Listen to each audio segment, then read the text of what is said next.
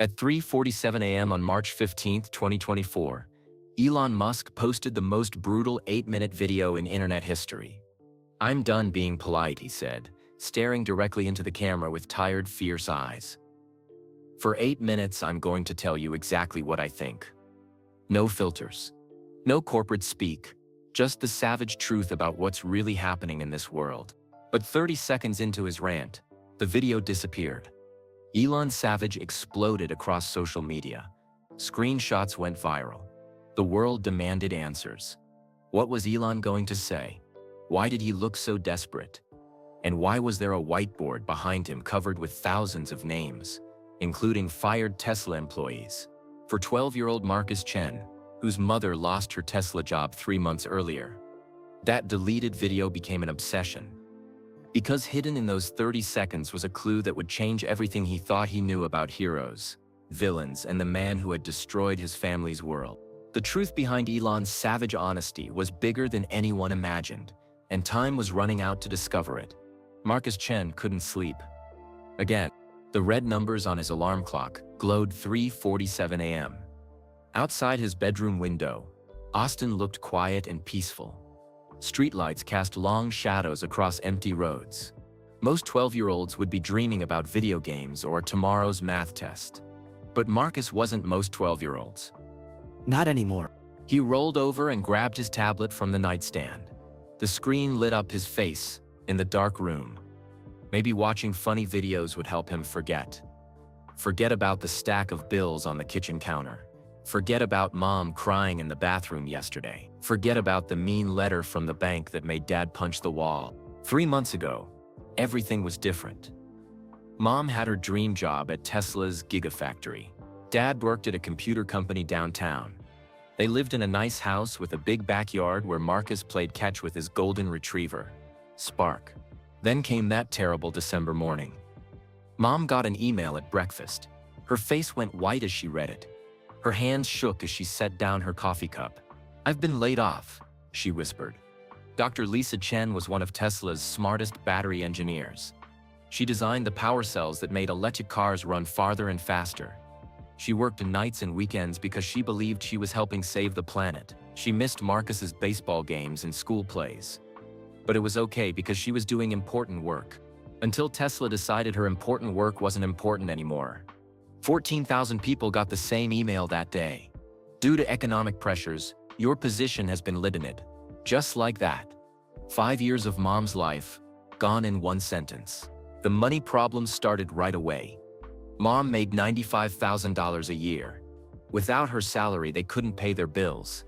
The house payment was $3,200 every month. Dad's job paid well, but not well enough for everything. Marcus heard his parents talking late at night when they thought he was asleep. Mom would cry. Dad would try to comfort her. They used scary words like foreclosure and bankruptcy. At Jefferson Middle School, kids started whispering. Austin was a small tech town where everyone knew everyone's business. Word spread fast that Marcus's family was in trouble.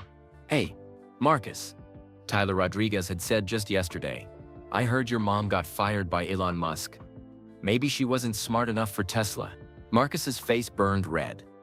But he didn't say anything. What could he say? Elon Musk used to be his hero.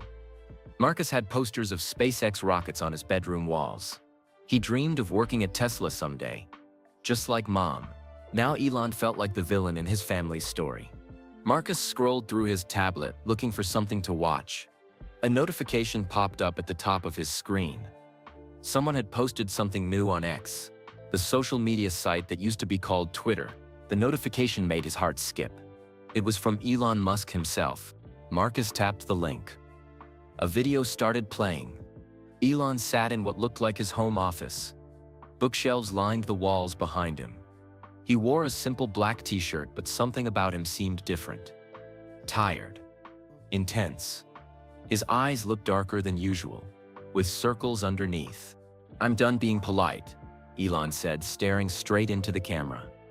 His voice was quiet but fierce. "For 8 minutes, I'm going to tell you exactly what I think. No filters, no corporate speak, just the savage truth about what's really happening in this world." Marcus sat up in bed. He'd never heard Elon talk like this before. Usually Elon made jokes on social media. He posted pictures of rockets and funny memes. This was completely different. "You want to know why I fired 14,000 people?" Elon continued. "You want to know why Tesla's stock is falling? You want to know why I seem like I don't care about the workers who built my companies?" Marcus held his breath. This felt important, like Elon was about to explain everything that had happened to his family. The truth is, the video cut off. Connection lost. "Please try again." Marcus tapped the screen frantically. Nothing happened. He refreshed the page. Still nothing. He tried clicking the link again, but now it showed an error message. "This content is no longer available." "No, no, no," Marcus whispered. He'd only seen 30 seconds of the video. 30 seconds of what Elon promised would be 8 minutes of truth. But those 30 seconds were already spreading across the internet like wildfire. Marcus switched to other social media apps. Screenshots of Elon's intense face were everywhere. People were sharing the short clip over and over. Elon Savage was trending worldwide. Marcus read comment after comment. People were angry, confused, excited. Everyone wanted to know what Elon was going to say in those missing 7.5 minutes. "Finally, someone who tells the truth," wrote one person. "He looked scared. What is he hiding?" wrote another. "This is just a publicity stunt." "Ignore him," said a third. But Marcus couldn't ignore it. Something about those 30 seconds felt real, important, like Elon was trying to tell them something big. He watched the clip again on someone's repost. Elon's face filled the screen, serious and determined. "For 8 minutes, I'm going to tell you exactly what I think." Then Marcus noticed something that made his stomach flip. In the background of the video, behind Elon's left shoulder, there was a whiteboard. Most of it was blurry, but Marcus could make out some writing. He zoomed in on his tablet screen. The image was grainy, but he could see lists of names written in different colored markers. Lots of names. Hundreds of them. And there, in the middle of the blue section, Marcus saw something that made his hands shake. Dr. Lisa Chen, Tesla Battery Division. His mom's name. On Elon Musk's whiteboard. Along with hundreds of other names that Marcus now realized were probably all Tesla employees. But why? If Elon had fired all these people, why were their names still on his board? And why did he look so sad and tired in the video? Marcus screenshot the image and zoomed in as much as he could. Below his mom's name, he could barely make out some smaller writing. It looked like numbers, dates, maybe, or coordinates. His heart pounded. Whatever Elon was planning to reveal in those 8 minutes, it had something to do with the people he'd fired. Something to do with his mom. Marcus looked at his clock. 4:23 a.m. In a few hours, the whole world would wake up to find Elon Savage trending. News reporters would be talking about the mysterious deleted video. Everyone would be asking the same questions. Marcus was asking. But Marcus had seen something nobody else had noticed yet. His mom's name on that whiteboard. And if he was right about what that meant, then everything his family thought they knew about getting fired from Tesla was wrong. Dead wrong. Marcus set down his tablet and stared at the ceiling. Tomorrow, he would show his parents the screenshot. Tomorrow, he would try to figure out what those numbers under mom's name meant. Tomorrow, he would start looking for answers. But tonight, for the first time in 3 months, Marcus Chen had something he'd almost forgotten about. Hope. Outside his window, Austin slept on, unaware that a 12-year-old boy had just discovered the first clue to the biggest mystery of his life. A mystery that would change everything he thought he knew about heroes, villains, and the man who had broken his family's world. The man who might just be trying to save it. 3 months earlier, Dr. Lisa Chen stood in the Tesla Gigafactory's Battery Lab 7, holding her life's work in her hands. The battery cell was no bigger than a soup can, but it contained enough power to drive an electric car 300 miles. Lisa had spent 2 years perfecting the chemistry inside. Every molecule was precisely placed. Every chemical reaction was carefully controlled. "This is it," she whispered to her lab partner, Dr. James Park. "This battery will change everything." The Gigafactory stretched out around them like a small city. Workers in white, clean suits moved between massive machines that built battery packs 24 hours a day. The building was so big that Marcus could ride his bike for 10 minutes inside and still not reach the other end. Lisa loved this place. She loved the smell of clean air and new electronics. She loved the sound of robots working in perfect harmony. Most of all, she loved knowing that every battery they made would help replace a gas-powered car. Dr. Chen called her supervisor, walking over with a big smile. The test results are back. Your new design is 30% more efficient than our current batteries. Lisa's heart soared. 30% meant electric cars could go farther on a single charge. It meant fewer charging stations needed. It meant more people would choose electric over gas. It meant she was helping save the planet, one battery at a time. She worked 12-hour days because the work mattered. She missed Marcus's baseball games because someone had to solve the battery puzzle.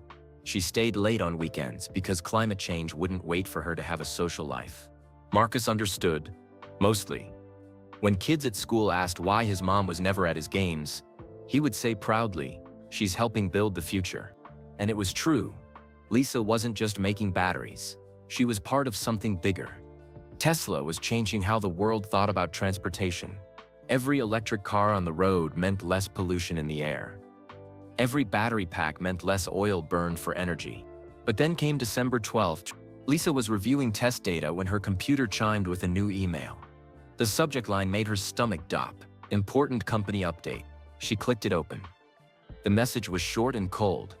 Dear Tesla team member, due to current economic pressures and the need to optimize our operations for future growth, your position has been eliminated effective immediately.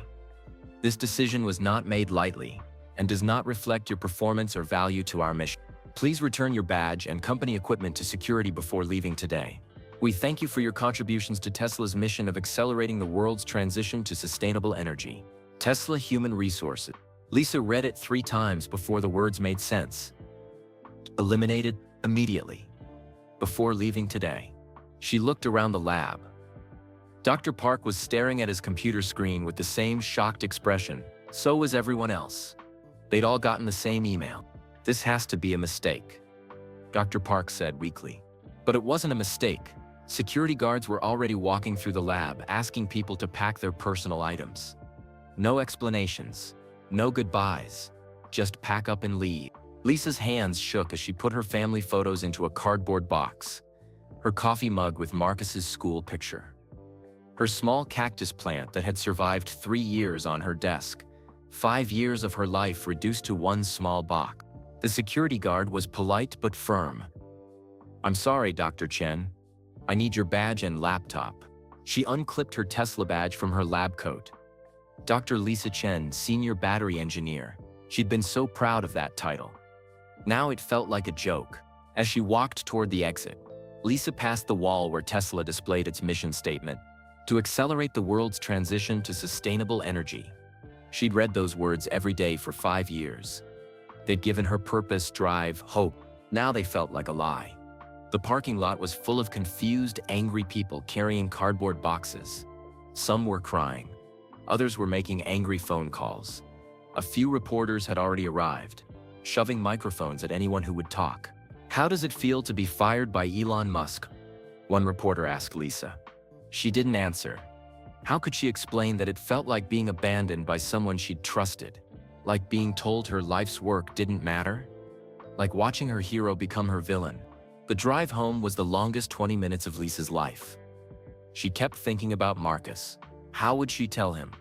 How would she explain that the company she'd taught him to believe in had thrown her away like a broken battery?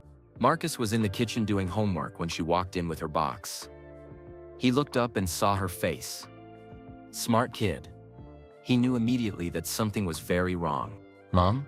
What happened? I lost my job, sweetheart. Marcus stared at her. But you're the best battery engineer at Tesla. You told me so. I thought I was, Lisa said, setting down the box. But apparently I was wrong. That night, Lisa called her husband David at his office. She could barely get the words out. They fired me. After 5 years, they just fired me. David came home early. They sat at the kitchen table, looking at their monthly budget. The numbers were scary.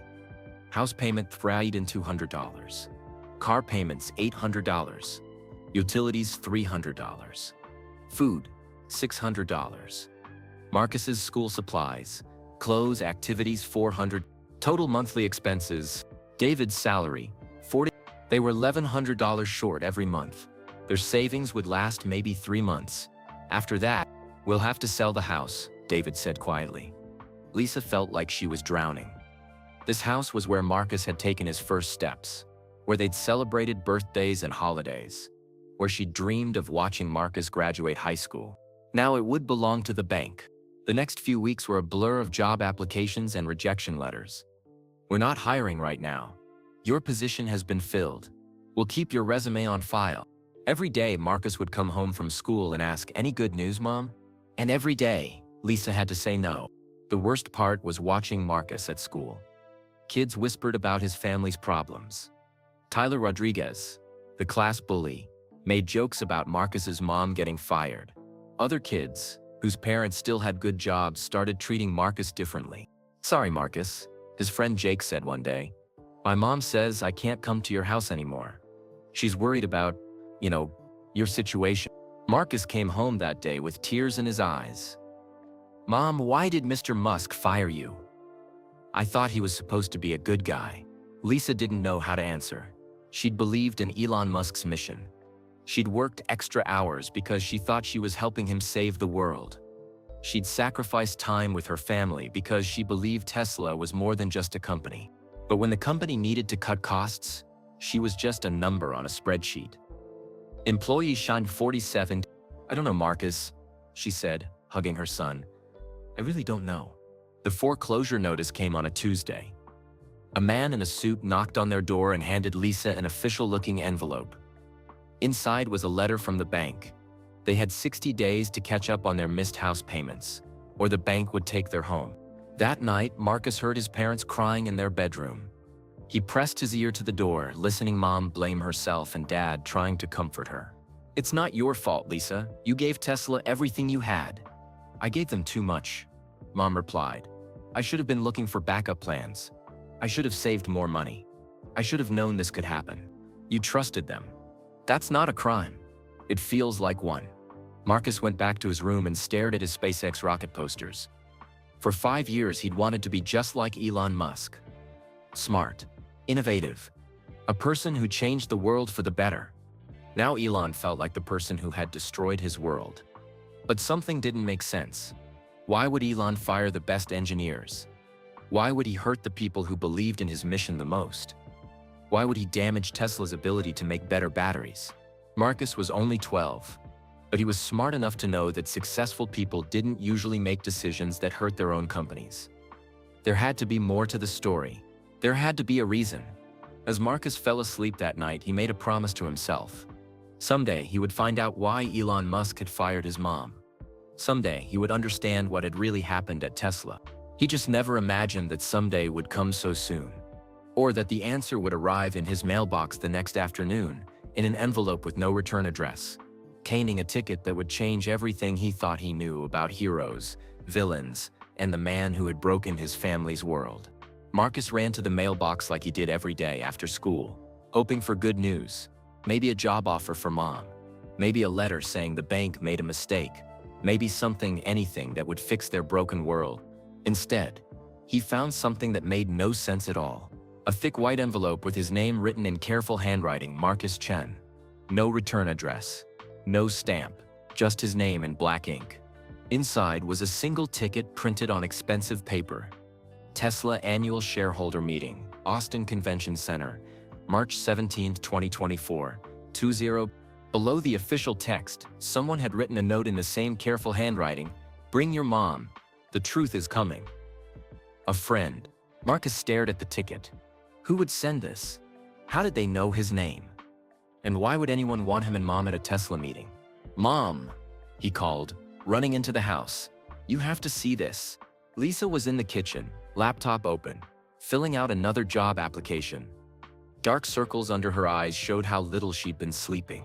When Marcus showed her the ticket, her face went pale. "This doesn't make sense," she said, turning the ticket over in her hands. "Shareholder meetings are for people who own Tesla stock. We never owned any shares." "Should we go?" Marcus asked. Lisa shook her head. "Marcus, that's the last place on earth I want to be. A room full of Tesla investors angry about their lost money? A chance to see the man who fired me? No thank you. But Marcus couldn't stop thinking about the note. The truth is coming. What truth? And why did someone want them there to hear it? That night, he couldn't sleep again. He kept thinking about the mysterious ticket, about Elon's deleted video, about his mom's name on that whiteboard. Everything felt connected, like pieces of a puzzle that he couldn't quite put together. The next morning, Marcus tried again. Mom, what if this is important? What if someone wants to help us? Or what if it's a trap? Lisa replied. What if some angry investor wants to blame the fired employees for Tesla's problems? But what if it's not? Marcus pressed. What if the person who sent this knows something we don't? Lisa looked at her son's hopeful face. She'd watched him lose so much in the past 3 months. His confidence, his friends, his belief that the world was fair. Maybe she owed him this one chance to find answers. Okay, she said finally, we'll go. But we sit in the back and leave if things get ugly. The Austin Convention Center was packed when they arrived. 800 people filled the main hall.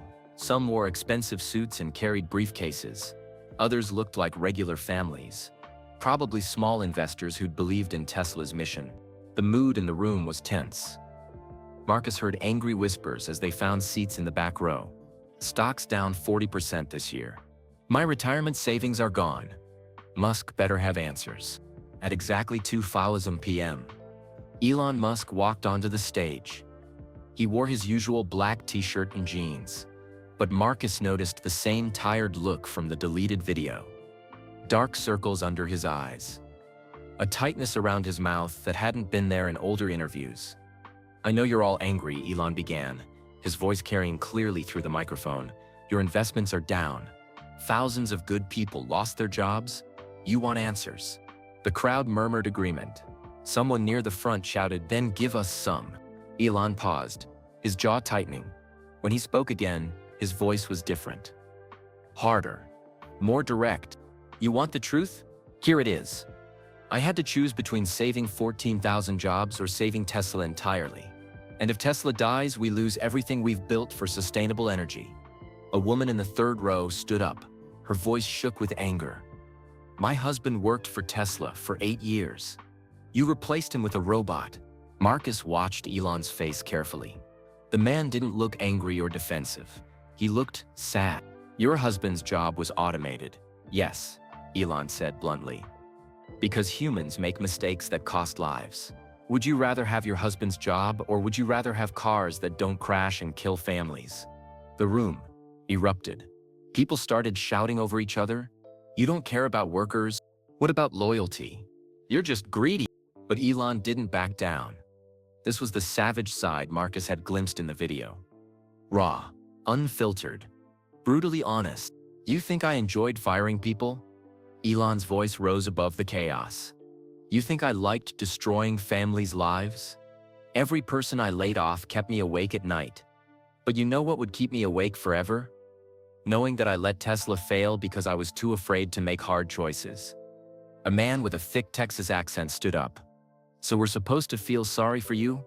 Poor little billionaire had to make tough decisions? Elon's eyes flashed. I'm not asking for sympathy. I'm giving you facts. The car industry is changing faster than ever. Electric vehicles, self-driving technology, renewable energy. We're fighting on 10 different fronts against companies that have been around for 100 years. Every day we hesitate. Every inefficiency we accept. Every mistake we make gives our competitors another chance to bury us. Marcus felt his mom's hand tighten on his arm. She was listening intently now, leaning forward in her seat. The engineers I kept, Elon continued, are working on projects that will change everything. The people I laid off were brilliant, but they were working on yesterday's problems. I need everyone focused on tomorrow's solutions. Another voice from the crowd. What about the families you destroyed? For a moment, Elon's facade cracked. Marcus saw something vulnerable flash across his face. Every family I hurt matters to me, he said quietly. But if I don't make these choices, a lot more families will suffer when Tesla fails and takes the entire electric vehicle revolution with it. The room was getting uglier. Security guards moved to the edges of the hall as voices grew louder and angrier. Lisa grabbed Marcus's hand. "We should go," she whispered. But Marcus couldn't move. He was transfixed by what he was seeing. This wasn't the Elon Musk from interviews and social media. This was someone fighting for something bigger than himself, even if it made everyone hate him. "You want to know the real truth?" Elon said, his voice cutting through the noise. "Every robot I install prevents human error that could kill someone's child. Every efficiency I create means we can make electric cars cheaper, so more families can afford them. Every person I fired to save 10 others." The woman who'd spoken about her husband stood up again. "That's easy to say when you're not the one getting fired." "You're right," Elon replied. "It is easy to say, but it's hard to live with. Every night I see the faces of people I've hurt. Every morning I have to decide if I'm strong enough to keep hurting individuals to save the whole human race." Marcus felt something shift in his chest. This wasn't the villain he'd imagined. This was someone carrying an impossible burden, making choices no one should have to make. "I'm not the villain in your story," Elon continued. "I'm the guy trying to prevent your story from becoming a tragedy. Climate change is real. Gas cars are killing our planet. Traditional energy is destroying our future. If Tesla fails, if electric vehicles don't take over, your children and grandchildren will inherit a dying world." The crowd was quieter now, but the anger was still there. A security guard approached the angry woman, trying to escort her out. She shrugged him off. "My husband believed in your mission," she shouted. "He worked nights and weekends because he thought he was saving the world. How do you think it feels to be thrown away by your hero?" Elon stopped speaking. He looked directly at the woman and Marcus saw tears forming in his eyes. "I know exactly how it feels," Elon said softly. "Because I threw away my heroes too. I threw away people I respected and cared about. I became the villain in stories told by people I admire. And I have to live with that every day, knowing that being the hero of humanity's story meant becoming the villain in a lot of personal stories." As security continued escorting angry shareholders out, Marcus noticed something that made his heart race. Across the hall, near the exit, someone was taking pictures of everyone leaving. The same someone who had been at their house yesterday, Marcus realized. The person who knew where they lived, who knew their names, who had sent them the ticket. The mysterious figure was wearing a baseball cap pulled low, but Marcus caught a glimpse of the face underneath. A woman, maybe mom's age, with kind eyes and a determined expression. She was documenting everyone at the meeting, like she was building some kind of list. But why? And what did it have to do with the truth that was supposedly coming? As the last angry voices faded and the hall began to empty, Marcus realized that nothing about this meeting had given them real answers. If anything, he had more questions than ever. Who was the woman with the camera? What truth was coming? And why did someone want him and Mom witness Elon's most brutal, honest moments? Most importantly, why did Marcus suddenly feel like they were being watched, studied, and carefully positioned for something much bigger than a shareholder meeting? The answers, he suspected, would come soon enough. Whether they were ready for them or not, Marcus couldn't get the woman with the camera out of his mind. All through dinner, while Mom and Dad talked about the shareholder meeting, he kept thinking about her careful documentation of everyone who left angry. "Elon seemed different than I expected," Mom was saying. "Sadder, like he was carrying a heavy weight." "That doesn't excuse what he did to our family," Dad replied. "Good intentions don't pay the mortgage." But Marcus wasn't listening anymore. Something was nagging at him. The woman's face had looked familiar, but he couldn't place where he'd seen her before. After his parents went to bed, Marcus grabbed his tablet and opened his browser. If someone was watching them, maybe he could watch back. He started with the most obvious place: social media. He searched for posts about the Tesla shareholder meeting. Hundreds of results popped up, angry investors sharing their stories, news articles about Elon's brutal honesty, videos of people shouting and being escorted out. But buried in the comments, Marcus found something interesting. A user named Tesla Refugee 47 had posted, "Anyone else notice the woman taking pictures? She was at the Austin meeting, but at the Seattle one last month. Same baseball cap, same camera." Marcus's pulse quickened. Other meetings? He clicked on Tesla Refugee 47's profile. The account was private, but the profile picture showed a Tesla logo with a question mark over it. He kept searching. Woman with camera, Tesla meeting. Mysterious photographer, shareholder. Tesla meeting, surveillance. Finally, he found what he was looking for. A forum called TeslaExiled.net. The homepage was simple black text on a white background. For those who gave everything and lost it all. Marcus clicked the link. A login screen appeared. Username and password required. He stared at the screen for a long moment. Then he remembered the note that came with the ticket. The truth is coming. He typed truth coming in the password field. Access granted. Marcus's eyes widened as the forum loaded. Hundreds of discussion threads filled the screen. Layoff patterns analysis. Phoenix project rumors. Why did they keep some and fire others? Secret facilities in Texas desert. This was a network of former Tesla employees, all trying to understand what had really happened to them. Marcus scrolled through the posts, reading messages from engineers, factory workers, managers, and designers.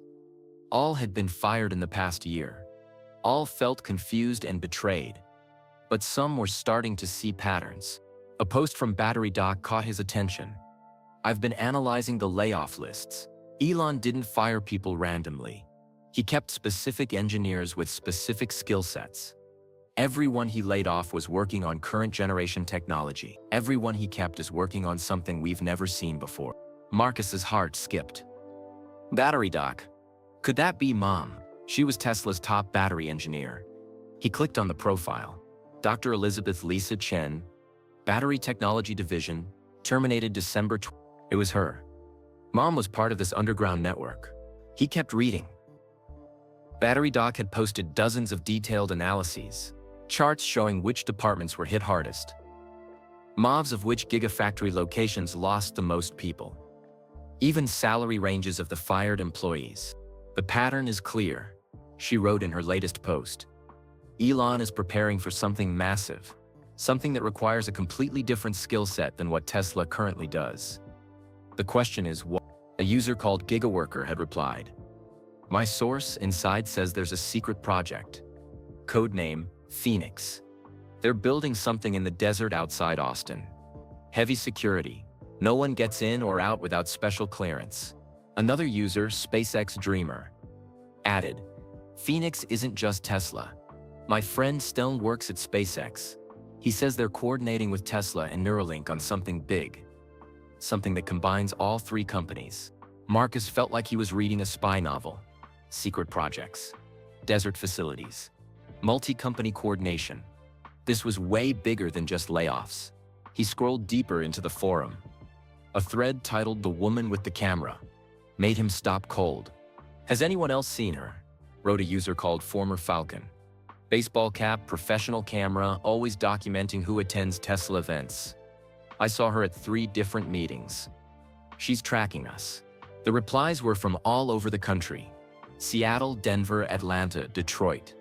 The same woman had been photographed at Tesla-related events in multiple cities, always taking pictures of former employees. She's not just watching, wrote another user. She's building a database. The question is, for what? Marcus looked at the clock. 1:47 a.m. He should go to sleep, but his mind was racing. He had stumbled into something huge. An entire community of people trying to solve the same mystery his family was living through. He created an account. Username Marcus Mystery, then he wrote his first post. Hi everyone, my mom is Battery Doc. I'm the kid who was at the Austin shareholder meeting today. I saw the woman with the camera too. But here's what's weird. She sent us the ticket to get into the meeting. Someone wanted us there. Someone wanted us to see Elon's meltdown. Why? Within minutes, replies started pouring in. Your mom's been helping us understand the technical side? Smart lady. If someone sent you the ticket, you're part of the plan. But whose plan? Kid, you might be in danger. Or you might be the key to everything. The last comment made Marcus's blood run cold. It was from Battery Doc, his mom. Marcus, what are you doing on here? How did you find this site? Before he could reply, the power went out. Complete darkness. Marcus's tablet screen was the only light in the house. He looked out his bedroom window. The entire neighborhood was dark. Street lights off. House lights off. Even the traffic lights at the intersection were dead. But across the street, parked under a tree where they hadn't been before, were two black SUVs. Marcus's hands shook as he grabbed his tablet and ran to his parents' bedroom. "Mom! Dad! Wake up!" They stumbled out of bed, confused and groggy. "What's wrong?" Dad asked. "The power's out and there are cars outside watching our house." Mom looked out the window and her face went white. "Those weren't there when we went to bed. Who would be watching us?" Dad asked. Marcus held up his tablet, showing the forum. "Mom, you need to see this. You're not the only one asking questions. There are hundreds of people trying to figure out what Elon is really doing. And someone's been tracking all of you." Lisa stared at the screen, reading the posts and replies. Her mouth opened in shock. This is exactly what I've been thinking. But I didn't know anyone else was investigating." "Someone knows you're investigating," Marcus said. "Someone's been watching the watchers. And they just cut our power." Dad peered through the curtains again. "The SUVs are still there. Should we call the police?" "And tell them what?" Mom asked. "That we think we're being watched for asking questions online?" Marcus thought about everything he'd learned. The mysterious ticket. The woman with the camera. The underground network of former employees. The secret Phoenix project. "Mom," he said slowly. "What if this isn't about punishment? What if someone wants us to find the truth?" "What do you mean?" "Think about it. Someone sent us the ticket. Someone led me to the forum. Someone's been documenting everyone who's asking questions. What if they're not trying to stop us? What if they're trying to recruit us?" Before Mom could answer, Marcus's tablet chimed with a new message. It was a private direct message from an account he'd never seen before. Desert Phoenix. The message was short and terrifying. "Pack a bag, both of you. The truth is bigger than you think, and time is running out. A friend will contact you tomorrow with instructions. Trust no one else." Marcus showed the message to his parents. Mom's face had gone completely pale. "We need to leave," she said. "Right now." "Leave? Where would we go?" Dad asked. "I don't know, but whoever's in those SUVs, they're not here to help us. And if this Phoenix project is real, if it's as big as these people think, then we're in way over our heads." Marcus looked at his tablet one more time. The forum was still open, showing dozens of confused, frightened former Tesla employees all asking the same questions he was asking. But now he realized they weren't just asking questions in a safe internet forum. They were all pieces in someone else's game, and the game was about to begin, whether they wanted to play or not. "Mom," Marcus whispered, "what if we can't run from this? What if we're supposed to be part of it?" Outside, the SUVs turned on their headlights. Two bright beams cutting through the darkness, pointed directly at their house. The message was clear. "We see you. We're watching. And your time for running is over." Lisa grabbed Marcus and their emergency backpack. "We're leaving. Now. Where are we going?" Dad whispered, looking out at the black SUVs. "Away from here," Mom replied. She was thinking fast, like she did when solving engineering problems at Tesla. "David, get the car keys. We'll sneak out the back door and drive to your brother's house in San Antonio." But Marcus shook his head. "Mom, what if we're thinking about this wrong?" "What do you mean?" The woman with the camera. The forum. The mysterious ticket. What if someone's been guiding us towards something? What if they want us to discover the truth? Lisa stopped packing. Her son was right. Everything that had happened felt too planned, too organized. "You think someone's been leading us somewhere?" "I think someone needs us to see something," Marcus said. "And I think it's in the desert where Phoenix is being built." Dad looked at them like they were crazy. "You want to drive toward the danger instead of away from it?" "Dad, we can't run forever. These people know where we live, where I go to school, where you work. If they wanted to hurt us, they would have done it already." Mom was quiet for a long moment, looking at her tablet. The forum was still open, showing dozens of worried messages from other former Tesla employees. All of them scared, confused, looking for answers. "Marcus is right," she said finally. "Running won't solve anything. But if we're gonna find answers, we need to be smart about it." She pulled up a map on her tablet. "I remember the test sites from my Tesla days. There's a ridge about 20 miles east of here that overlooks the old rocket testing grounds. If Phoenix is real, if they're building something big in the desert, that's where we'd see it. Lisa, this is insane. Dad protested. What if it's dangerous? What if it's not? Marcus countered. What if someone's been trying to show us something important and we keep running away? Mom looked at her son with pride and worry. You're 12 years old, Marcus. This shouldn't be your problem to solve. But it is my problem, he replied. It's our family's problem. And maybe if we understand what's really happening, we can fix it. Outside, one of the SUVs started its engine. The message was clear. Time to move. Okay, Mom decided. We go to the ridge. We look. If we see something dangerous, we leave immediately. Deal? Deal, Marcus said. Dad sighed. This is the craziest thing I've ever agreed to. They snuck out the back door and into Dad's Honda Civic. The car seemed tiny and vulnerable compared to black SUVs out front. But as they quietly drove through the back streets of Austin, Marcus noticed something interesting. The SUVs weren't following them. They're letting us go, he said. Mom checked her mirrors. You're right. Why would they watch us all night and then let us drive away? Because they want us to find what we're looking for, Marcus replied. They're not stopping us. They're hurting us. The drive to the desert took 2 hours. They drove through small Texas towns with names like Cedar Creek and Bastrop. The roads got smaller and lonelier as they moved away from Austin. Finally, Mom directed them onto a dirt road that wound up into the hills. This is it, she said. The old observation point where Tesla used to test cars in extreme heat. They parked at the top of a ridge and got out of the car. The desert stretched out below them, silver, in the moonlight. At first, Marcus saw nothing but empty land and scrub brush. Then Mom handed him a pair of binoculars. Look toward the valley. About 3 miles out. Marcus focused the binoculars and gasped. What he saw took his breath away. In the desert below, massive construction lights illuminated a facility that looked like something from a science fiction movie. Buildings the size of airplane hangars stretched across the valley floor. Rockets that looked like SpaceX starships stood next to Tesla semi-trucks. Workers in white clean suits moved between structures that seemed to pulse with electric energy. What is it? Marcus whispered. Mom took the binoculars and looked for herself. Her face went pale. It's bigger than I imagined. This isn't just a Tesla project. Look at those rockets. They're modified starships. But they're not designed for space. What are they designed for? I don't know, but look at the loading areas. Marcus focused the binoculars on what Mom was pointing to. Workers were moving large containers into the rocket-like vehicles. The containers were white and about the size of coffins, but they had windows and what looked like life support systems.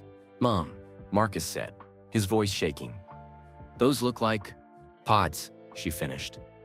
Like something designed to keep people alive during a long journey. They watched in stunned silence as more workers moved between the buildings.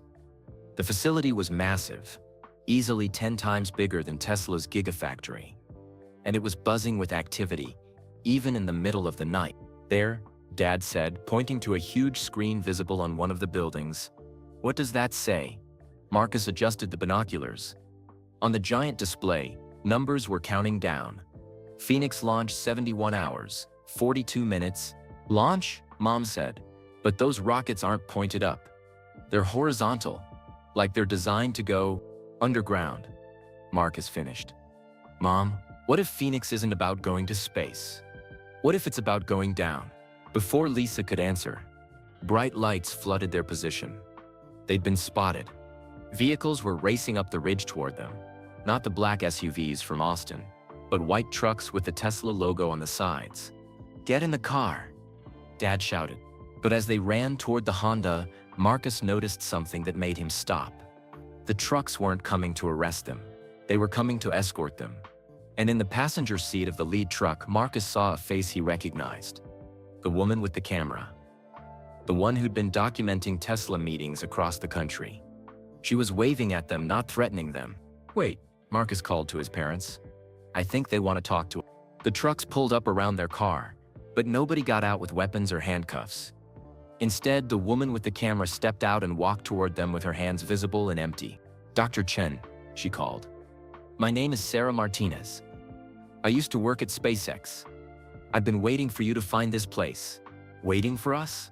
Mom replied suspiciously. "You, and about 50 other families of former Tesla employees. We've been guiding you all here, slowly, carefully, because there's something you need to see. Something that will change everything you think you know about why you were fired." Marcus looked at the massive facility below, then back at Sarah Martinez. "The Phoenix Project?" Sarah smiled sadly.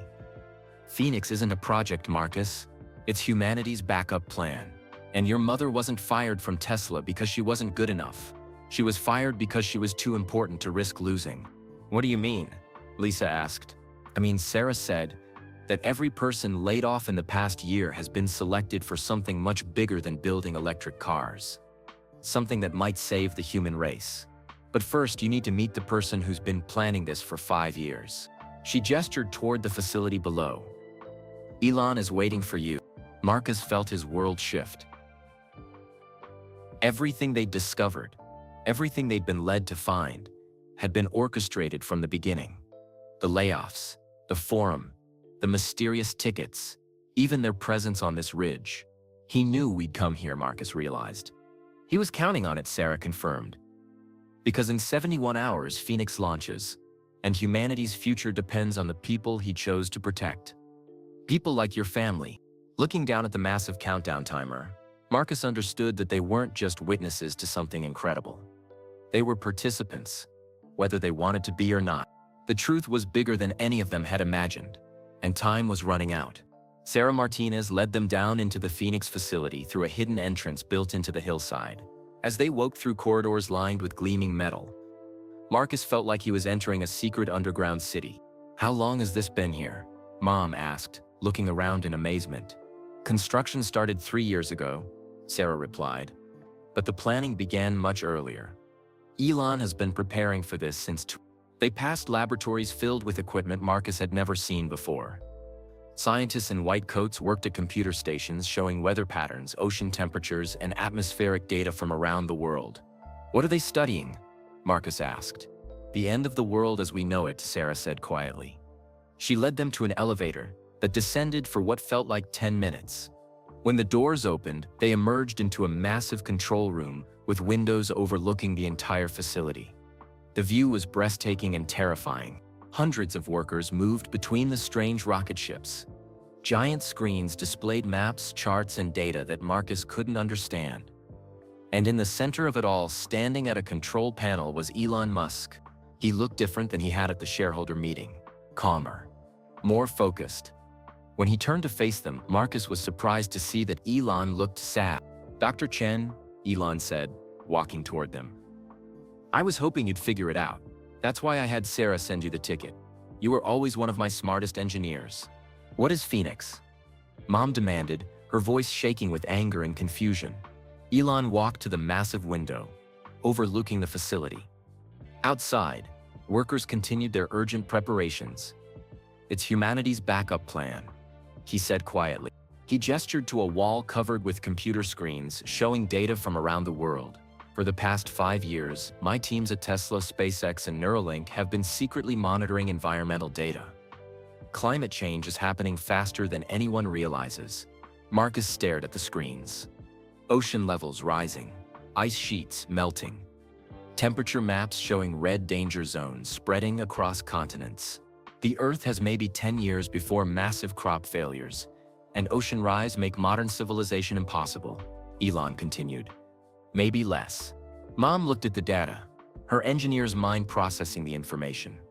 "These numbers, they're much worse than what the public knows. Governments have been hiding the worst data to prevent worldwide panic," Elon explained.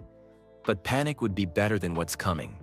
In 10 years there will be wars over fresh water, billions will starve, coastal cities will be underwater." Marcus felt sick. "So you're just gonna let everyone else die?"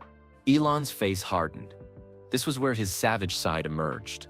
Brutal honesty without sugarcoating. "Marcus, I can save 50,000 people, or I can try to save everyone and save no one. That's not being evil. That's being realistic. Would you rather I pretend everything is fine while the world burns?" "But why the secrecy?" Dad asked. Why not tell people the truth? Because, Elon said, if world governments knew what we were building, they'd try to stop us or take it over. Phoenix only works if it stays hidden until it's ready. He led them to another set of screens showing underground maps. We found a massive cave system 200 miles beneath Texas. It's stable, protected from climate disasters, and big enough for 50,000 people. Marcus stared at the underground maps. That's why the rockets go down instead of up. Exactly. Phoenix isn't about escaping to space. It's about creating a sustainable underground civilization that can survive while the surface world heals. Mom was studying the technical displays. The life support pods, the modified starships, the underground transportation system. This is incredible. But how do you choose who gets saved? Elon's expression grew even more serious. That's where you come in, Dr. Chen. The layoffs weren't about saving money. I needed the best people working on Phoenix. But I also needed to appear weak and struggling so other countries wouldn't investigate what we're really building. You fired us to protect us. Mom realized. Every person I laid off in the past year has a spot in Phoenix. But I couldn't tell anyone. If the secret got out too early, everything would collapse. Marcus's mind was reeling. So the 8-minute video was my way of finally telling the truth. But my security team stopped me. They said it was too early, that the facility wasn't ready for the attention. Suddenly, alarms started blaring throughout the control room.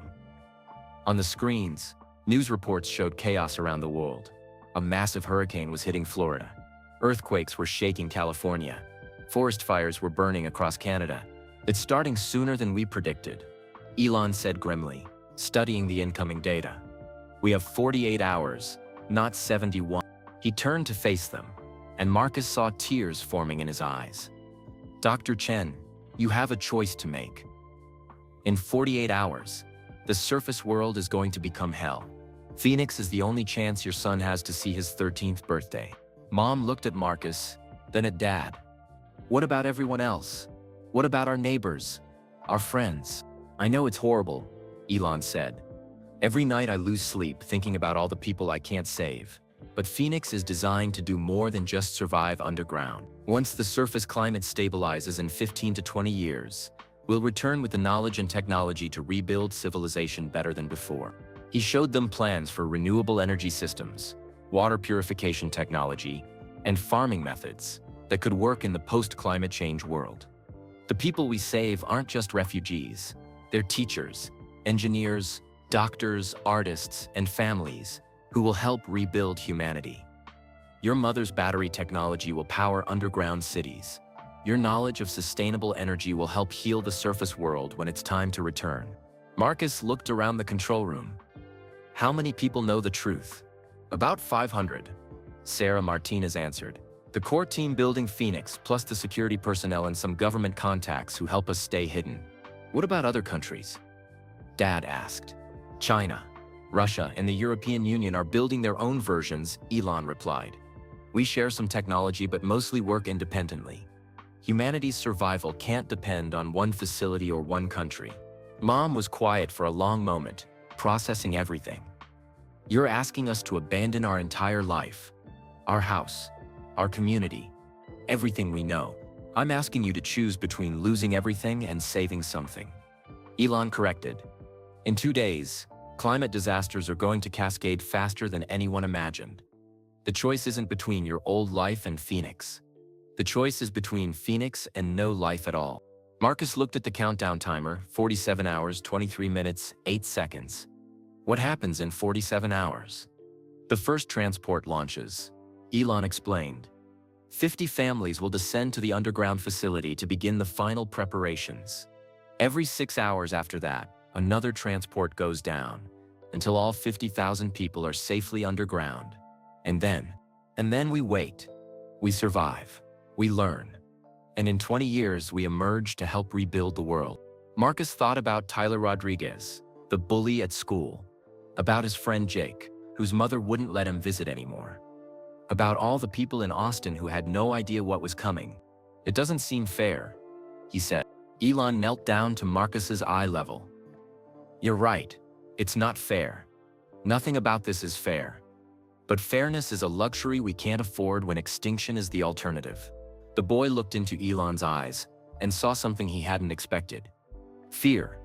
Not fear for himself, but fear that he was making the wrong choice. Fear that history would judge him as a coward who saved only a few instead of a hero who tried to save everyone. "You're not sure this is right either," Marcus said. "I'm terrified it's wrong," Elon admitted, "but I'm more terrified of doing nothing and watching everyone die. Sometimes the choice isn't between right and wrong. Sometimes it's between terrible and catastrophic." Before anyone could respond, more alarms sounded. On the screens, breaking news showed the 8-minute video appearing simultaneously on every social media platform in the world. But this wasn't the video from months ago. This was a new one, recorded just hours ago, showing the Phoenix facility in full detail. "Who leaked it?" Sarah asked frantically. Elon stared at the screens as his secret was revealed to the world. "It doesn't matter now. The truth is out. And we have less than 48 hours before everyone on Earth knows about Phoenix." Marcus watched the countdown timer: 46 hours, 47 minutes, 12 seconds. The world now knew everything. And the clock was still ticking. Within hours of the video leak, the world exploded into chaos. Marcus watched the global news feeds on the massive screens in the Phoenix control room. Every news channel on Earth was showing the same footage: the underground facility, the modified rockets, the countdown timer, and Elon's face as he explained humanity's backup plan. This is CNN breaking news. Billionaire Elon Musk has been secretly building underground survival facilities. BBC World Service reporting climate data suggests Earth has less than 10 years of stable civilization remaining. Fox News alert. Is this a hoax or humanity's last hope? The reactions were swift and violent. Protesters surrounded every Tesla facility on the planet. World leaders demanded immediate access to Phoenix. The United Nations called an emergency session. Stock markets crashed as people realized their money might be worthless in 10 years. But Elon had predicted this. He stood calmly at the control center, watching the chaos he'd unleashed. "Sarah," he called to Martinez, "initiate lockdown protocol. No one gets in or out until launch." Massive steel doors sealed the facility's entrances. Air filtration systems activated. The Phoenix complex went into fortress mode, protecting the people already inside. "How many families made it here before the lockdown?" Mom asked. 2,000 people, Sarah replied, checking her tablet. "About 400 families, including yours. All former Tesla, SpaceX, and Neuralink employees." Marcus looked around the control room. Through the windows, he could see children playing in underground parks, while their parents prepared for humanity's strangest journey. The facility had everything needed for life: underground farms, water recycling systems, schools, hospitals, even movie theaters. It was like a small city buried beneath the Texas desert. "What about the other 46,000 people?" Dad asked. "They're in similar facilities around the world," Elon explained. "Norway, Australia, New Zealand, Canada, South Korea. We built 7 total, each designed to be completely self-sufficient." On the news screens, the reactions grew more intense. Military aircraft were circling the Phoenix facility. Foreign governments were demanding access to the technology. Religious leaders were calling it either salvation or the work of evil. "Sir," an engineer reported urgently, "we have incoming aircraft. Military. Multiple countries." Elon nodded grimly. "They want to take Phoenix by force. They want to save their own people instead of the ones we chose." Marcus felt his stomach drop. "Are we going to be attacked?" "Probably," Elon said with brutal honesty. "But Phoenix was designed for this. We're 200 feet underground, with enough supplies for 20 years. They can bomb the surface all they want. We'll be safe down here." Through the facility's underground tunnels, Marcus could see families settling into their new homes. Former competitors were sharing resources. Engineers from different companies were solving problems together. Children from different countries were learning to live as one community. You weren't just saving people, Marcus realized. You were testing them. Elon smiled sadly. Every person who entered Phoenix volunteered to give up their old life to save others. Every family who came here chose cooperation over selfishness. I needed to know that humans could work together when survival was at stake. And if we couldn't, then we wouldn't deserve to survive. The facility shook as explosions rocked the surface above them. The military bombardment had begun, but the underground complex was built to withstand much worse than conventional weapons. How long will they attack us? Mom asked, holding Marcus close. Until they realize they're wasting time, Elon replied. While they're trying to break into Phoenix, the climate disasters are getting worse. Every hour they spend fighting us is an hour they're not preparing their own people. He pulled up satellite images showing the chaos spreading across the world. The hurricane in Florida had grown to unprecedented in size. Earthquakes were triggering tsunamis across the Pacific. Forest fires were burning through multiple countries simultaneously. The cascade has begun, Sarah said quietly. Just like the models predicted. What cascade? Marcus asked. When climate systems start failing together, Mom explained, her engineering mind processing the data. One disaster triggers another, which triggers another. It becomes unstoppable. Elon pulled up a global map showing disaster zones spreading like wildfire. This is why we couldn't wait any longer. In 72 hours, the surface world will be completely chaotic. Transportation will break down. Communication networks will fail. Governments will collapse. And Phoenix launches in. Marcus checked the countdown timer. 36 hours. The first transport. Yes. We'll send the children and elderly down first. Then the essential personnel. Marcus looked around the control room. The adults were working frantically, but they all looked scared. Are you sure the underground city will work? No, Elon admitted, but I'm sure the surface won't work for much longer. As if to prove his point. Another series of explosions shook the facility. This time the lights flickered. Emergency power kicked in, bathing everything in red light. They're using bunker-buster bombs, an engineer reported. But they can't break through the main barriers. What about the other facilities, Mom asked? Are they being attacked too? Sarah checked her communications system. Norway is under siege by European forces. Australia is dealing with Chinese warships. Everyone wants to control the technology. They don't understand, Elon said with frustration. Phoenix only works if it stays independent. The moment governments take control, it becomes a weapon instead of a refuge. Marcus thought about his friend Jake, probably watching all this on TV with his parents. About Tyler Rodriguez, whose family had no idea their world was about to change forever. About his teacher, Mrs. Patterson, who'd always encouraged him to ask hard questions. What about all the people who can't get to Phoenix? He asked. Are they just going to die? Elon's jaw tightened. This was his savage side at its most brutal, facing impossible truths without flinching. Some will die, yes, but some will adapt. Humans are incredibly resilient. Small communities in high altitudes, island nations, people living off the grid. They'll find ways to survive. Phoenix isn't about saving everyone. It's about preserving the knowledge and resources needed to help survivors rebuild. But you're choosing who lives and who dies. Nature is choosing, Elon corrected. Climate change is choosing. I'm just trying to make sure someone survives with the tools to fix things. Marcus felt tears in his eyes. Everything was happening so fast. 3 months ago, his biggest worry was passing a math test. Now he was learning about the end of civilization. I know this is overwhelming, Elon said, kneeling down to Marcus's level. You're 12 years old. You should be playing video games and complaining about homework. Instead, you're learning about humanity's darkest hour. Why did you want us here? Marcus asked. Why our family specifically? Because, Elon said, your mother designed the batteries that will power our underground cities. Your father's software skills will help maintain our communication systems. And you, what about me? You represent hope. Children adapt faster than adults. In 20 years, when we return to the surface, your generation will lead the rebuilding. You'll remember both the old world and the new one. The explosions above them intensified. On the screens, Marcus could see military vehicles surrounding the facility. But he also noticed something else. News reports showing cooperation between countries for the first time in years. Nations sharing disaster relief. Enemies working together to fight climate chaos. They're learning, he said. Elon looked at the screens and nodded. This crisis brings out both the worst and best in humanity. Some fight over the lifeboats. Others work together to build more boats. Which one are we doing?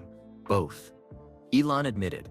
We're building lifeboats for 50,000 people, while hoping the rest of humanity learns to build their own. As the countdown timer hit 34 hours, Marcus realized something important. Phoenix wasn't just about surviving underground. It was about proving that humans could cooperate when everything depended on it. The question was, would they learn that lesson in time? The bombardment stopped as suddenly as it had started. Marcus looked up from where he'd been crouched under a desk in the control room. The red emergency lights switched back to normal white. The shaking had ended. "What happened?" Mom asked, still holding him protectively. Elon was staring at the communication screens with a look of amazement. "They're retreating. All of them?" "Look," Sarah said, pointing to the satellite feeds. The military aircraft that had been circling Phoenix were flying away. The tanks and vehicles were pulling back from the facility perimeter. "Why would they give up?" Dad asked. Elon pulled up news feeds from around the world. What Marcus saw made his heart skip. The attacks on Phoenix had lasted only 6 hours. But in those 6 hours, everything had changed. A massive earthquake had hit Tokyo, triggering a tsunami that threatened millions. Hurricane Isabella had grown to Category 6, a storm so powerful that meteorologists had to create a new category. Wildfires were burning through 3 European countries simultaneously. And instead of fighting over Phoenix, countries were working together. Japanese rescue teams are coordinating with South Korean and Chinese forces, a CNN reporter was saying. In an unprecedented display of cooperation, former enemies are sharing resources to save lives. European Union members are sending firefighting aircraft to help Russia battle blazes in Siberia, reported the BBC. For the first time in decades, Israeli and Palestinian rescue workers are operating joint missions to help earthquake victims in Turkey, said Al Jazeera. Marcus watched in amazement as the screens showed country after country putting aside old conflicts to face the climate crisis together. "They're learning," he whispered. "Faster than I expected," Elon agreed, but his expression was troubled. The question is, are they learning fast enough? On the main display, the countdown timer showed 28 hours, 15 minutes until Phoenix launch. But now there were new numbers appearing alongside it. Global casualty estimates, economic damage projections, climate refugee statistics. The numbers were staggering. 2 billion people will be displaced in the next decade. Sarah read from her tablet. Ocean rise will make most coastal cities uninhabitable. Crop failures will create worldwide food shortages. But they're working together now, Marcus said hopefully. Maybe they can stop it. Elon shook his head sadly. They can't stop it, Marcus. Climate change has momentum. What's happening now was locked in by decisions made 20 years ago. But cooperation might help them adapt faster than we thought possible. He pulled up new data streaming in from around the world. Countries were sharing climate technology. Wealthy nations were sending aid to poor ones without being asked. Scientists from different countries were collaborating on solutions instead of competing. It's like humanity needed to see the end of the world to remember how to work together, Mom observed. Maybe that was always the point, Marcus said quietly. Everyone in the control room turned to look at him. Marcus continued, maybe Phoenix wasn't just about saving 50,000 people. Maybe it was about scaring everyone else into cooperating. Elon stared at the boy for a long moment. What makes you say that? You leaked the video yourself, didn't you? Right when the climate disasters were starting. You wanted the world to see Phoenix. You wanted them to understand what was coming. Marcus. Mom started, but Elon held up his hand. Let him talk. Marcus stood up, his young mind putting pieces together that the adults had missed. You said every decision you made was about saving humanity. But humanity isn't just the people in Phoenix. It's everyone. You needed the rest of the world to see what you were willing to do. Save only 50,000 people. So they'd realize they had to save themselves. The control room was completely quiet except for the hum of computers and the distant sound of families settling into their underground homes. You're using Phoenix as a threat, Marcus continued. Like saying to the world, work together and save everyone. Or I'll save just a few and let the rest of you figure it out. Elon walked to the window overlooking the underground facility. Below them, former Tesla employees were teaching their children how to grow food in underground gardens. SpaceX engineers were showing kids how to maintain life support systems. Neuralink scientists were explaining how underground communication networks worked. 24 hours ago, Elon said slowly, I thought Phoenix was humanity's only hope. Now I'm watching countries that have been enemies for decades working together to save strangers. Maybe I was wrong. Wrong about what? Sarah asked. Wrong about how much humans could change when they really had to. He turned back to face them, and Marcus saw something new in his eyes. Not sadness or fear, but something that looked almost like pride. The cooperation we're seeing, sharing resources, saving lives, putting aside old conflicts, that's happening because people know Phoenix exists. They know that if they don't work together, only 50,000 will survive. We're not just a backup plan anymore, we're motivation. Mom was studying the global cooperation data. The sharing of climate technology alone could accelerate solutions by decades. If this cooperation continues, Elon said, then maybe the surface world won't need 20 years to heal. Maybe it will only need 10 or 5. Marcus felt a spark of hope. So Phoenix might not have to stay underground for 20 years? Maybe not. But that depends on whether this cooperation is real or just panic. As if summoned by his words, alarms started ringing again. But these weren't attack warnings. These were communication alerts. Sir, an engineer called out. We're receiving transmission requests from world leaders. The President of the United States, the Secretary General of the UN, the Prime Ministers of Canada, Australia, and Norway. What do they want? They're not demanding access to Phoenix anymore. They're asking for our help. Elon and Sarah exchanged glances. Put them through. The main screen divided into sections showing video feeds from around the world. Presidents, prime ministers, and international leaders appeared, all looking exhausted but determined. Mr. Musk, said the UN Secretary General, we've seen what Phoenix represents. We understand the choice you've given us. Work together or face extinction alone. We're not here to threaten you or demand access to your facility, added the President of the United States. We're here to ask, how can we build our own Phoenix? How can we save our people the way you're saving yours? Marcus watched his hero's face transform. The tired, stressed man who had carried the world's weight on his shoulders was replaced by someone who looked relieved. You want to build more underground cities? Elon asked. We want to build whatever it takes, replied the Prime Minister of Canada. Underground cities, floating communities, mountain settlements. We want to save as many people as possible, and we're willing to share everything we have to do it. For the first time in months, Marcus saw Elon smile. Really smile. Then let's start with the technology, Elon said. Sarah, prepare the Phoenix blueprints for transmission, engineering specifications, life support systems, underground construction techniques. Send everything, sir, Sarah said carefully. That technology is worth billions of dollars. Money won't matter if everyone's dead, Elon replied. Send it all, to everyone. Right now. Marcus watched as humanity's most closely guarded secrets were transmitted to every nation on Earth. The technology that could save 50,000 people was now available to save 50 million, or 500 million. This is either the smartest thing I've ever done, Elon said, watching the data transfer, or the most dangerous. Why dangerous? Marcus asked. Because now governments around the world have the power to save their own people. The question is, will they use it to help everyone? Or will they use it to help only their friend? On the countdown timer, 26 hours 43 minutes remained until Phoenix launch. But now that number felt different. Not like time running out, but like time to see if humanity had learned its lesson. The world's reaction to Phoenix had revealed something important. When faced with extinction, humans could choose cooperation over competition. The question was whether they could maintain that choice long enough to save themselves, and whether Elon's faith in humanity would prove to be justified or naive. 18 hours later, Marcus woke up in his temporary bedroom in the Phoenix facility to the sound of celebration. He rubbed his eyes and looked at the small window that showed the underground complex. Families were gathering in the central plaza, hugging and crying tears of joy. Children were running around laughing. Adults were shaking hands and patting each other on the back. What's happening? Marcus asked as Mom and Dad rushed into his room.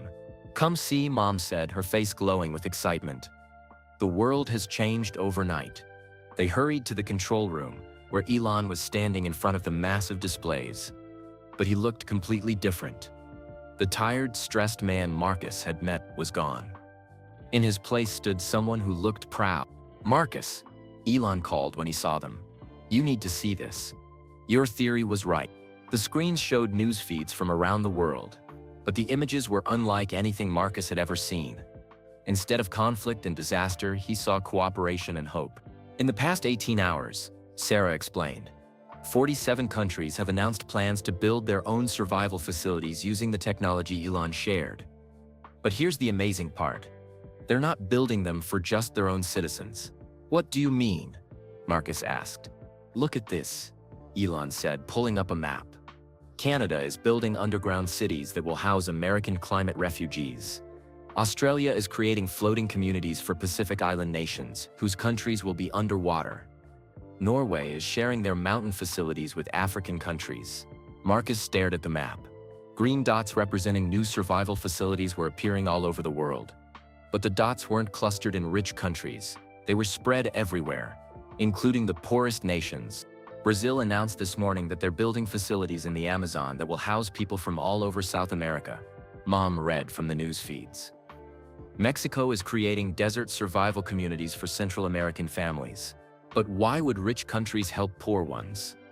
Marcus asked. "Because," Elon said with a smile, "they finally understand that everyone's survival is connected. If climate refugees have nowhere to go, they'll flood into other countries anyway. It's better to help them survive where they are." Dad was studying the economic data. This cooperation is actually saving money. Countries are sharing costs instead of each building everything alone. More importantly, Sarah added, they're sharing knowledge. Scientists from 50 countries are now working together on climate solutions. Discoveries that might have taken decades are happening in months. Marcus looked at the countdown timer, 8 hours, 34 minutes until Phoenix launch. But now that number meant something completely different. "Are we still going underground?" he asked. Elon's expression grew serious. "That depends on something I haven't told you yet. Phoenix was never just about surviving underground. It was about proving humanity could work together when it mattered most." He walked to a section of the control room that Marcus had never seen before. Behind a locked door marked classified, Elon revealed another set of screens and equipment. "What is this?" Mom asked. "The real Phoenix," Elon replied. "The part I couldn't tell anyone about until I was sure humanity had passed the test." The new screens showed a different kind of facility. Not underground bunkers, but massive machines that looked like they belonged in a science fiction movie. "For 5 years," Elon explained, "while we were building the underground cities, my teams were also developing atmospheric processors. Machines that can scrub carbon from the air, neutralize ocean acidity, and even control weather patterns." Marcus stared at the images. "You can control the weather? We can influence it. The climate crisis isn't permanent, Marcus. It can be reversed. But the technology is so powerful that it could also be weaponized. One country could use it to hurt another country's agriculture or create droughts in enemy territory." Mom was studying the technical specifications. "This is incredible. These machines could reverse decades of climate damage in just a few years. But only if every country agrees to use them cooperatively," Elon said. "If even one major nation tries to use the technology as a weapon, it could make climate change worse instead of better." So the underground cities were a test, Marcus realized. You needed to know if humans could cooperate before you gave them the power to control the planet's climate. Exactly. And in the past 18 hours they've proven they can. Sarah pulled up more data, showing the global cooperation efforts. Food sharing agreements between traditional enemies. Joint disaster response teams crossing borders without permission requests. Shared funding for climate technology development. Every person who entered Phoenix volunteered to give up their old life to save strangers. Elon continued, "Every government that attacked us ultimately chose to help instead. Every protest became a rescue mission. Humanity chose cooperation over competition." Marcus felt his mind spinning. "So we're not going underground? We're going back to the surface," Elon said. "All of us. The underground cities will become research centers and emergency shelters. But our real job is to help heal the planet using the atmospheric processors." He showed them satellite images of the machines being activated around the world. They were massive, the size of football stadiums, and there were dozens of them on every continent. The climate healing begins in 8 hours, Sarah announced. But first, I need to show you something else. She led them to yet another section of the facility. Behind doors marked Project Resurrection, Marcus saw something that made his jaw drop. Thousands of seeds, plant samples, and genetic materials were stored in temperature-controlled containers. DNA sequences from extinct animals were preserved in biological storage units. Art, music, literature, and scientific knowledge from every culture on Earth were backed up on quantum storage devices. While Phoenix was testing human cooperation, Sarah explained, we were also preserving everything beautiful and important about human civilization. If the surface world had collapsed completely, the underground cities would have been able to restart human culture from the beginning. But since it didn't collapse, Marcus said slowly, this becomes a gift to the future, Elon finished. All of this knowledge, all of these genetic samples, all of this preserved culture, it's humanity's insurance policy, and it belongs to everyone. Marcus looked around at the incredible collection of human achievement. You were preparing to save civilization itself. I was preparing for every possibility, Elon said. Best case scenario, humans learn to cooperate and we heal the planet together. Worst case scenario, 50,000 people rebuild from scratch with everything humanity ever learned or created. And which scenario are we in? The best case, Mom said, reading the latest global cooperation reports. Countries are already planning joint missions to plant new forests, clean the oceans, and share the atmospheric processing technology. Marcus felt overwhelmed by the scope of what he was learning. So when you were being savage to all those people, firing them and making harsh decisions, I was testing whether humans were worth saving. Elon admitted. Not just physically surviving, but worth preserving as a species. The answer is yes. The countdown timer now showed 6 hours, 15 minutes. But Marcus understood that it wasn't countdown to escape anymore. It was counting down to the beginning of humanity's greatest cooperation project. In 6 hours, Elon said, the atmospheric processors activate worldwide. The underground cities become research centers. The preserved knowledge gets shared with every university on Earth. And the real work begins. What real work? Healing the planet and proving that humans can be trusted with the power to control their environment. Marcus looked at his parents, then at Elon and Sarah. All those people you fired, all the families you hurt, they were necessary sacrifices to save everyone? Elon's expression grew serious. They were tests, Marcus, and every single person passed, including your family. You could have stayed bitter about the layoffs, but instead you came looking for truth. Your parents could have given up, but instead they kept believing in the future. And that proved we deserved to be saved. It proved humanity deserved another chance. As the final countdown began, Marcus realized that he hadn't just witnessed the end of the world, he'd witnessed its rebirth. And the savage truth was that sometimes you had to be willing to break a few hearts to save everyone's future. The final countdown had begun. Marcus stood in the Phoenix control room, watching the numbers tick down on the massive display. 8 minutes, 47 seconds until Project Resurrection launched worldwide. But this wasn't the countdown he'd feared when this all started. This was the countdown to hope. All atmospheric processors report ready for activation, Sarah announced from her control station.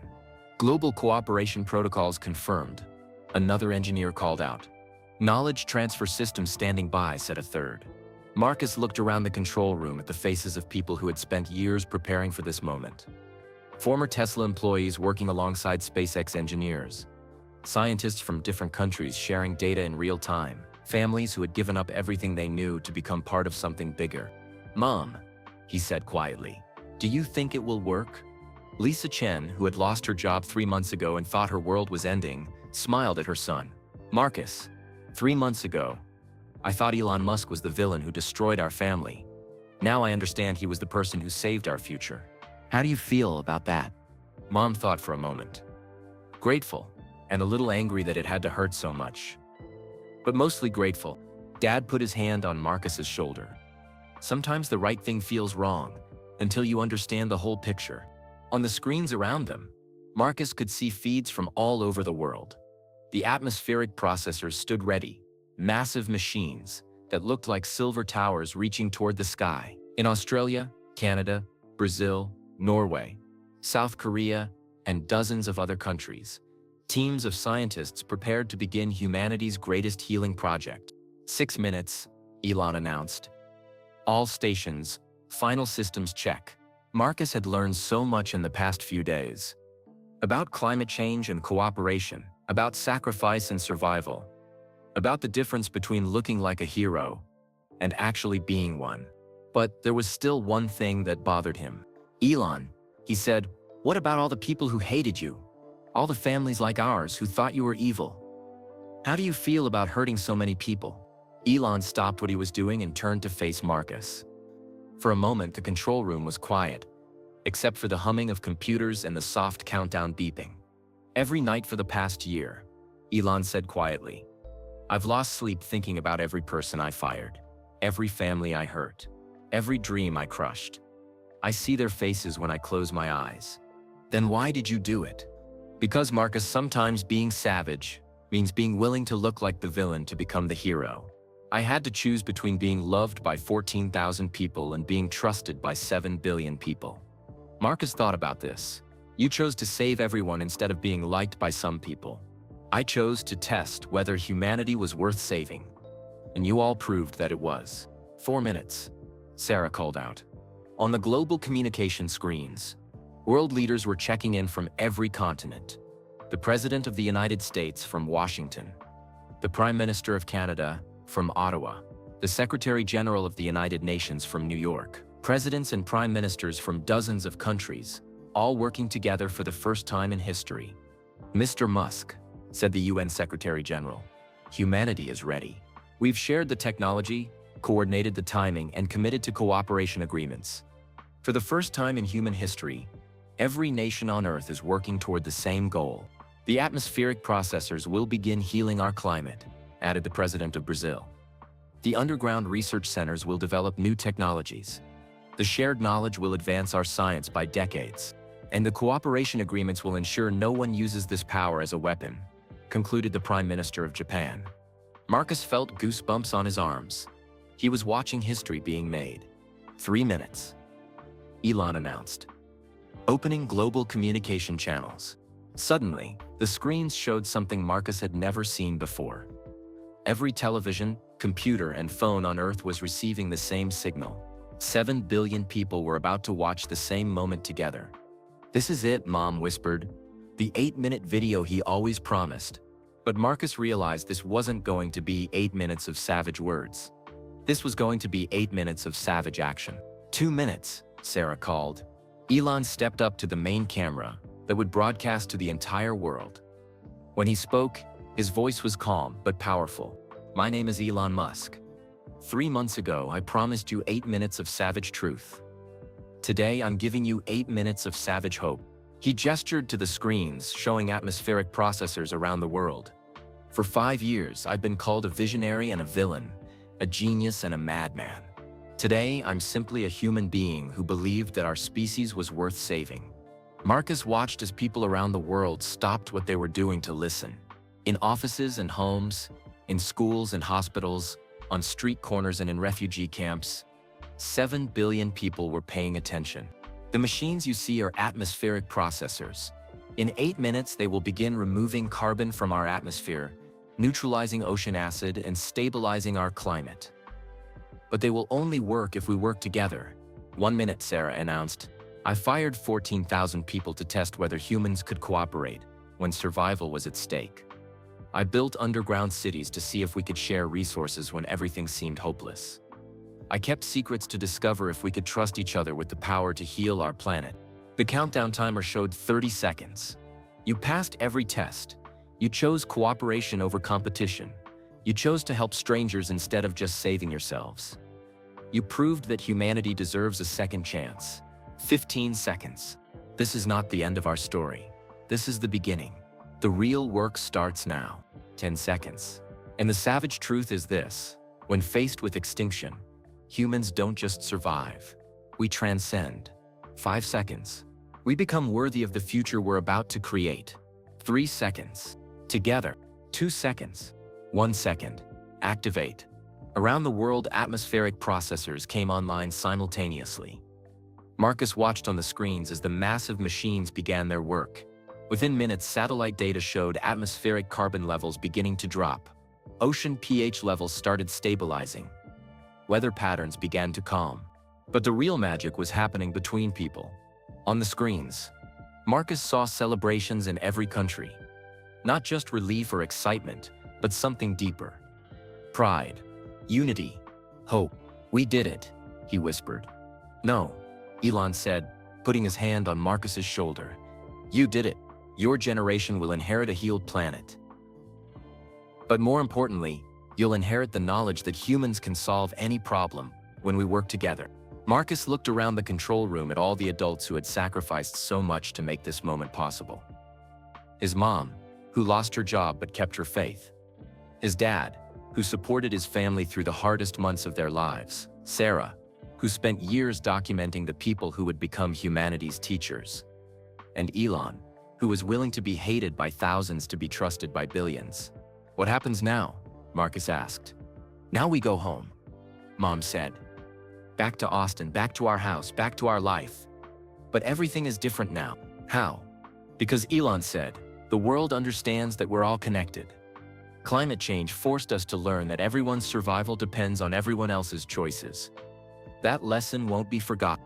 Marcus thought about Tyler Rodriguez, the bully at his school, about his friend Jake, whose mother wouldn't let him visit, about Mrs. Patterson, his teacher, about all the people in Austin who had watched their neighbor families struggle and learned to help instead of judge. "The 8-minute video that started everything," Marcus said. "It wasn't really about you being savage. It was about humans learning to be savage when it comes to protecting each other." Elon smiled. "Exactly. Sometimes being savage means being willing to do whatever it takes to save the people you love, even if those people are everyone on Earth." As the atmospheric processors continued their work around the world, Marcus realized that he had learned the most important lesson of his 12 years. Heroes don't always look like heroes while they're being heroic. Sometimes they look like villains until the very end, when the truth is finally revealed. And sometimes the savage truth is that love can look like cruelty, until you understand how big the love really is. The countdown was over. The healing had begun. And humanity had proven that when everything depends on working together, people will choose cooperation over competition, hope over fear, and love over hate. Even when it takes 8 minutes and 3 months and the near end of the world to learn that lesson, Marcus looked up at Elon, no longer seeing the man who had fired his mom, but the person who had saved his future. "Thank you," he said simply. "Thank you," Elon replied, "for proving that humans are worth saving." Outside the Phoenix facility, the Texas sun was rising on a world that was healing itself for the first time in human history. And in the underground control room, a 12-year-old boy understood that he had witnessed the most savage act of love in the history of the human race. The willingness to break a few hearts to save everyone's future. And the faith that when it mattered most, people would choose to save each other. Marcus learned that heroes don't always look like heroes while they're being heroic. Sometimes they must appear as villains until the very end, when the truth is finally revealed. And sometimes the savage truth is that love can look like cruelty until you understand how big that love really is. That's the end of this story. I'd love to know, where are you listening from? Drop a comment and let me know what country or city you're in. It's amazing to connect with people from all around the world.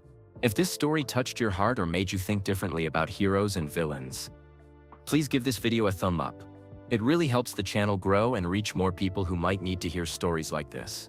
And don't forget to hit that subscribe button and ring the notification bell so you never miss our emotionally powerful stories that blend real events with inspiring messages. Most importantly, please share this video with your friends and family. In a world that often feels divided, stories like Marcus and Elon's remind us that cooperation, understanding, and looking beyond the surface can change everything. Let's spread kindness and awareness together, one story at a time. Thank you for joining Marcus on this journey. Until next time, keep believing that even in the darkest moments, humanity's capacity for love and cooperation can save us all. See you in the next story.